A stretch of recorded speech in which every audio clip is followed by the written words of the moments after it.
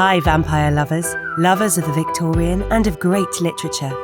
Here's giving you insights on the Florence Marryat classic, The Blood of the Vampire, first published in 1897 and republished by Austi Classics. To give a quick plot outline, Harriet Brandt, the heroine of the novel, is a beautiful and wealthy mixed-race woman from Jamaica of English father and black mother, visiting a French-speaking seaside resort in Belgium. Harriet, also called Hallie affectionately, and is the vampire of the story. She is friendly, cheerful, and loves life. In this video, we will examine what kind of vampire is the charming Harriet Brandt. What kind of vampires are there? Apart from the kind that physically suck blood, there are energy vampires and vampiric narcissists. Hallie takes on the components of several categories, and so is in a new category of her own.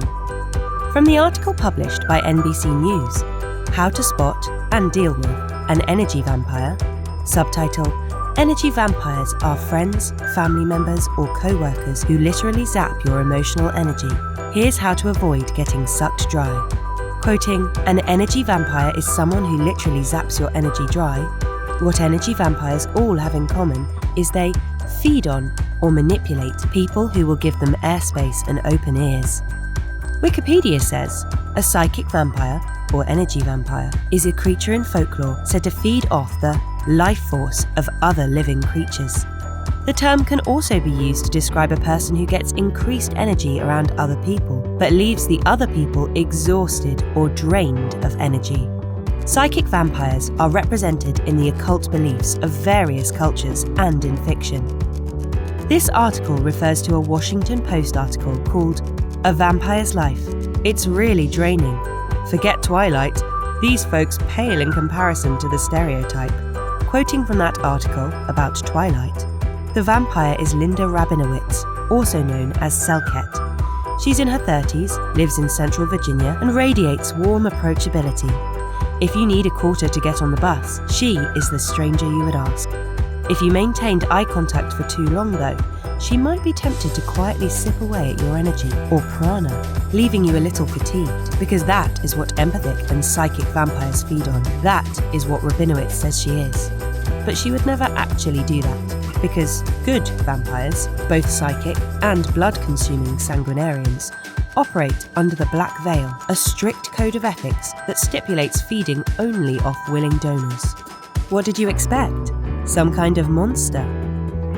The difference between Hallie and Linda Rabinowitz, as described here, is that Hallie doesn't consciously feed off people, and so permission is not a consideration. An article from the magazine lonawolf.com lists 6 types of energy vampire, and Harriet Brandt does not seem to be any one of them. The victim or martyr vampire, the narcissist vampire, the dominator vampire, the melodramatic vampire, the judgemental vampire, the innocent vampire. Going through each of these in turn, Hallie's not a victim or a martyr. She doesn't complain about her life, her lot, her problems. She's not a narcissist. She's not full of herself. She's not inconsiderate of others. She is not insecure and does not seem to manipulate anyone. She is generous, happy, and has many skills. She is appreciated by others, except of course when people fall ill and die and blame her. This is not the mould of a narcissist. She doesn't dominate others. She's not a drama queen. She's not melodramatic. She doesn't judge others, except for the instance where she expressed sympathy to the fiancé of Ralph Pullen. Ralph has said some not so nice things about his fiancée to Hallie because Ralph Pullen and Hallie had an affair. So this is where there is some judgment. But this seems like a nice thing for Hallie to do, to mention this to Ralph Pullen's fiancé. But it's not a characteristic of Hallie that goes through the novel, and that's an important repeating aspect of her character and personality. Judgment. The innocent vampire. This could be the one that has the most relation to Hallie, except that Hallie's not in need of help. She isn't naive that she cries out, without words, for protection and for guidance. So she doesn't seem to be an innocent vampire either. When the character the Baroness is enraged with Harriet Brandt because she blames her for the death of her son, Marryat seems to distance polite society from this rage, which creates further ambiguity as to what kind of vampire Harriet is.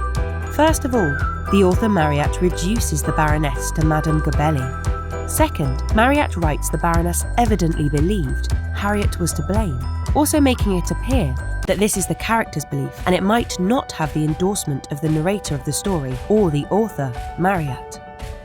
Hallie really is a nice person, and the draining of energy and sickness in people around her is from Harriet bestowing attention and affection, and also from giving affection to her. The rational words of Dr. Phillips and Ralph Pullen in the story, or rational seeming or sounding words, explain the effect of Hallie and give scientific endorsement from the Victorian age to the idea that Hallie has an energy-sucking quality.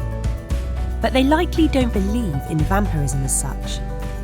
And looking at an article Atlas Obscura from October 2022, quoting, "Although few 19th century medical professionals believed the superstitions about vampires, they were often on hand at vampire autopsies with kits like this one, and it presents a kit with tools that were used to examine the body of a dead supposed vampire. In the novel, some of the victims recover, like Margaret Pullen, Ralph Pullen, and the fellow convent student, Olga Bryment, of Hallie. But others who continue to remain in contact with Hallie eventually die. This is like a blood-sucking vampire who causes weakness over time in their victim. If the victim can escape, then they may recover, like the heroine in Carmilla, who fell ill but after being sequestered from the vampire recovered. But continued exposure results in death. The only explanation we are left with, despite the ambiguities, is Hallie's mother's vampire bat bite when she was pregnant with Hallie, resulting in Hallie having the blood of a vampire flowing through her veins. We can only conclude that she really is a vampire, inherited from her mother's being bitten by a vampire bat, just as it is in the DNA of vampire bats to drink blood, from another Washington Post article headlined, "Don't judge vampire bats for drinking blood, it's in their DNA." Since it's the only explanation available, and the scenarios Marryat creates through the novel are so humdrum and pedestrian, it is terrifying.